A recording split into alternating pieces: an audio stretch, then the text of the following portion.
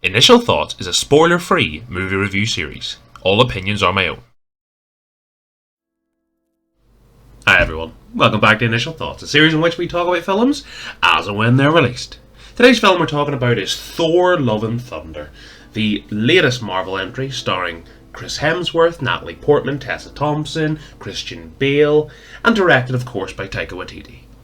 So since the channel started last year, I've discussed in length a lot of Marvel films so far, and in truth we've talked about the good, and we've talked about the, let's say, not so good, or not great entries we've had so far. I don't think we've had a real stinker since I've started talking about films and talking about Marvel films in particular, but we have had some real great ones. Something like Spider-Man No Way Home certainly stands out.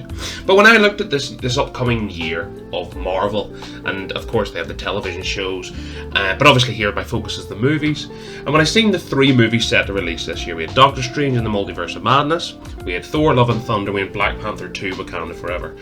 They were the three that obviously were on the schedule, and I thought Thor's definitely my top of my list.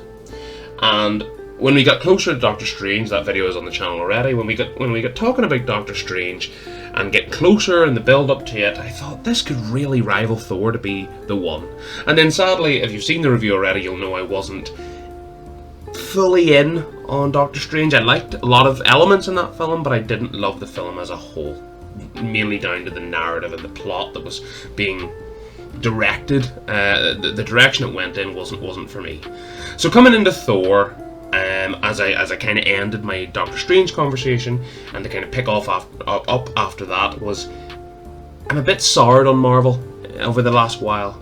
And while No Way Home certainly sticks out as a wonderful film, never mind a Marvel film, I think Marvel, we're what, 30-ish films deep, and it's so saturated at this point. And then you add the television Disney Plus shows, and while their quality varies certainly, it's an intriguing point for Marvel, and it seems like this Phase 4 they're going in, the direction seems to be a bit all over the place. There doesn't seem to be a kind of through line, if you like, of this is the story being told.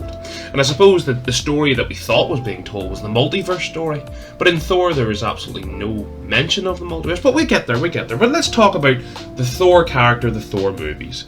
Thor is probably the biggest contrast of a character through his journey through the MCU, because someone like a Robert Downey Jr. or Chris Evans, obviously the two kind of pillars of this, or certainly the MCU up to this point, but Chris Hemsworth is right there. But when it started and Avengers came out, the first Avengers in 2012, and that was the triumph that it was, and all these characters having wonderful chemistry with each other, it really was a surprise. And especially because Thor 1 and then consequently after that Thor 2, The Dark World, both are, I think personally, in my opinion, and I know they have their fans, but I think for me, along with The Incredible Hulk, all the Phase 1 films are the worst MCU films. I gain nothing from them, and it actually made me hate both the Thor character coming into Avengers and kind of carrying through. The Avengers made me enjoy the character a bit more, but then you see his own films and you go, actually I don't like this guy at all.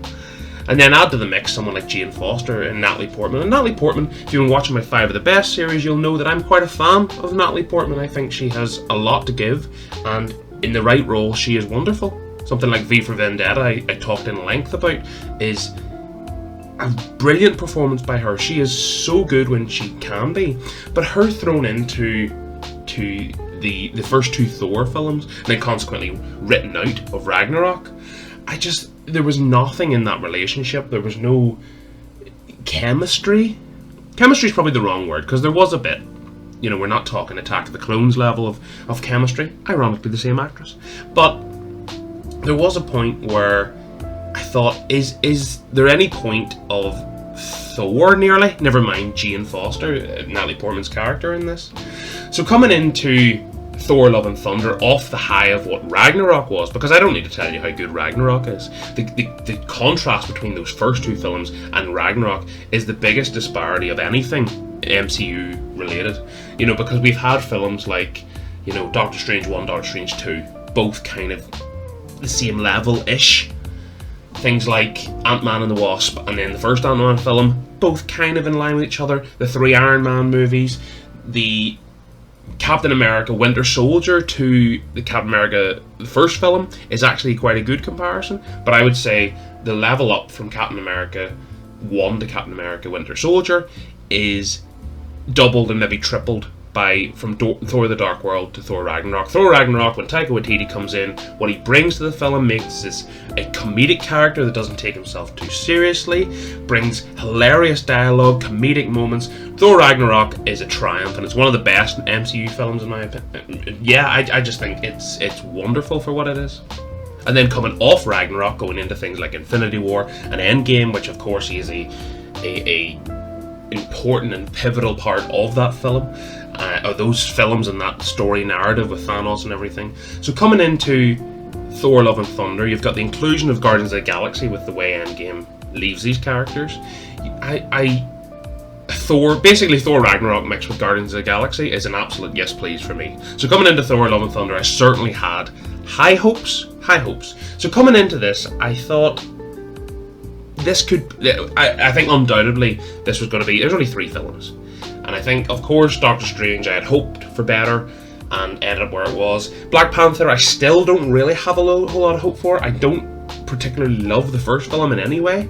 So, and then obviously, due to, of course, the heartbreaking circumstances, it's not going to be the lead in Chadwick Boseman in that film. So, I don't know where it goes. I don't know what we're getting, and I just don't expect much. So, kind of on a very basic level, you would hope that Thor Love and Thunder was going to be top of my list of quality for Marvel this year.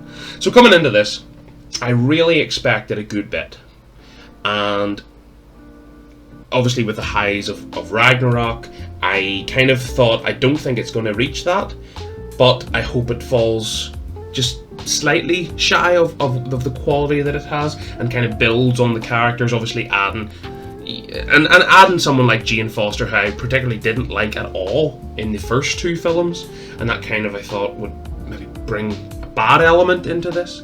So let's talk about Thor Love and Thunder. Did I like the film, or was I let down? Thor Love and Thunder is pretty good. Not amazing, not anywhere near Ragnarok, but Thor Love and Thunder is pretty good. And the reason is, and it's a simple one, the reason this film is good and the reason it has the quality that it has is because a lot of the things and a lot of the elements from Ragnarok carry through to this.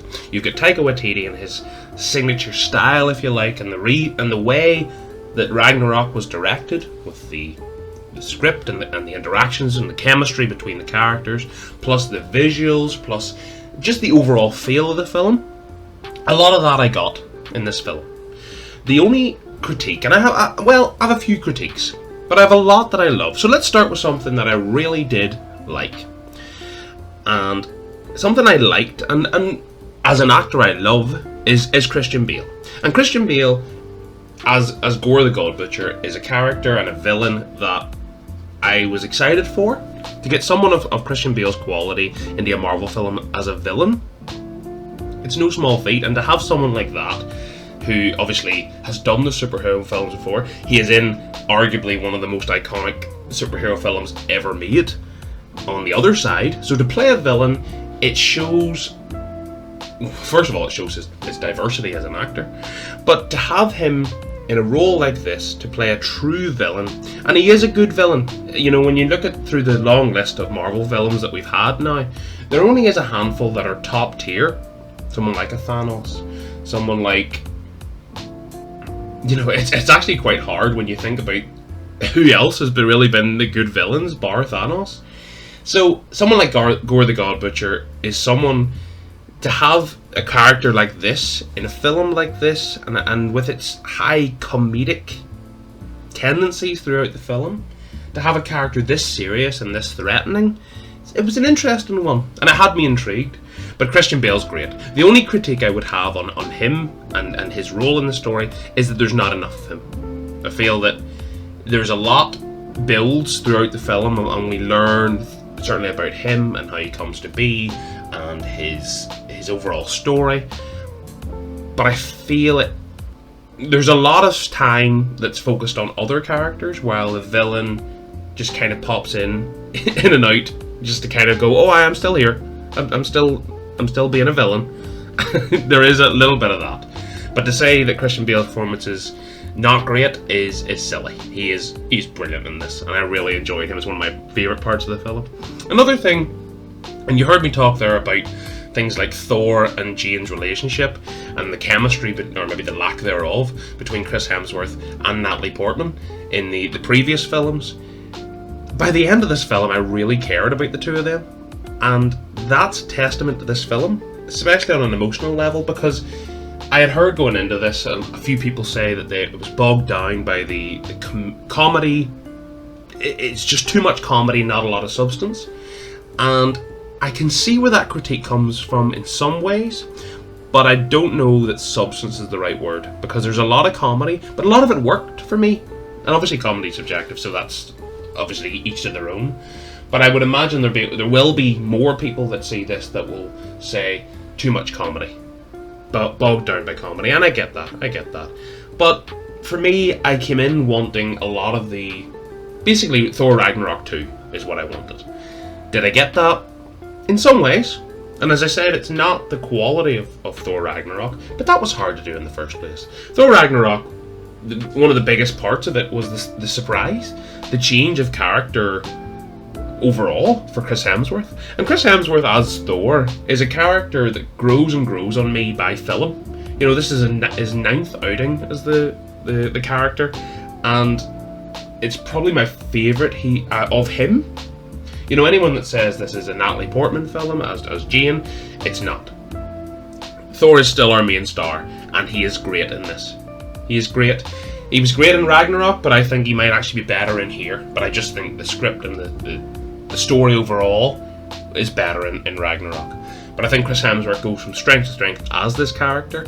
And Natalie Portman overall, compare her in this to the first two films, it's chalk and cheese. She is really good in this, and by the end I really cared about Jane, and it's a character I enjoyed. I really did. I thought, yeah, I was very surprised, and I'm surprised now even saying that, because I went into this going, I will struggle to care about this character. I really will. But no, and overall performances, just everybody, people like Tessa Thompson, obviously Taika Waititi as Korg is just great to have more of him, and the dynamic between all the characters is that the kind of banter and the charisma and the chemistry they have with each other. It's great. So there's no slog in that. But what I will say about this film, and this is probably my biggest overall critique about the film, I did come out of this feeling that it was a bit hollow, the film. It felt a little bit kind of copy and paste in some ways. Now that sounds like a real harsh critique, but it's not overall, just in some ways. In some ways I felt that, okay, we've seen that Ragnarok worked, we're going to change a little bit, but let's keep the scenario kind of the same. You know, let's change a few minor details and that keeps... But there is a little bit of that. It's kind of, in some ways, a worse Ragnarok when you're talking about the story overall. The only real difference is the Jane dynamic. So there is that, and that's where my score will drop a little bit, and that was just kind of my thought going into it. But it was hard, and I suppose when I kind of put myself in the shoes of Taika Waititi in this scenario, and the scriptwriters, I get it. Because you've seen the two stinkers of the first two films, you're tasked with continuing a very successful, obviously Marvel, the franchise is massive, but to continue one of the biggest stars of it, well, I mean, Thor is the biggest remaining star after Robert Downey Jr. and Chris Evans have now left. To have him still on board, still keen to play this character, they want to do him justice. So when they see Ragnarok work so well, I can understand why they emulated basically so much of that. And I get it, because it worked well, and it worked well for me. And another thing I loved in the film was the music. The music is great. It's saturated with Guns N' Roses, which, again, personal preference for me, that's a tick. But this is my biggest appraisal of the film. This is the thing that I think stands out above any other Marvel film I've seen to this point. The visuals in this film, the different planets they go to, the world building that's done through the colour and the storytelling through that. This is a visually beautiful film. It's a real nice film to look at, as so simple as that is, but it is so.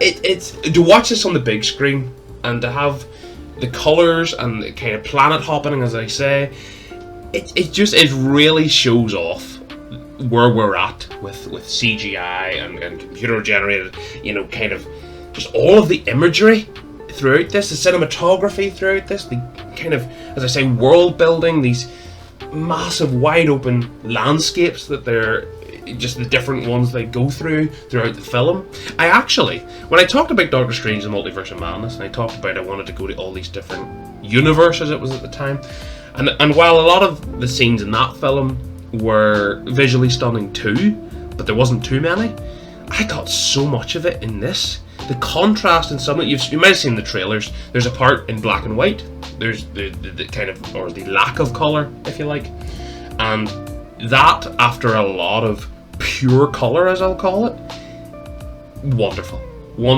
That, the music, the comedy, the dialogue, the script overall, maybe could have been worked on a little bit better. That's maybe my slight critique.